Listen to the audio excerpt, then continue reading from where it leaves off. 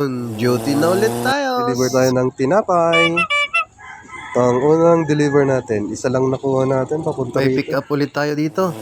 Deliver na natin yan. Second deliver natin. Dito lang sa Ilocos Sur. Layo ng Ilocos Sur. Yun o, nakakuha ulit tayo. Deliver na ulit yan. Ito yung nakuha natin. Tato daw ito. Isa lang. At pagkakuha natin yan, i-deliver na natin yan sa Happy Homes. Happy Homes.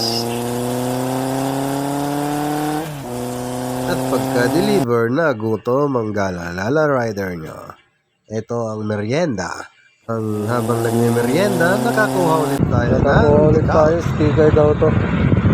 Pero pangalap na pang-tikal. Tapos deliver, uwian na.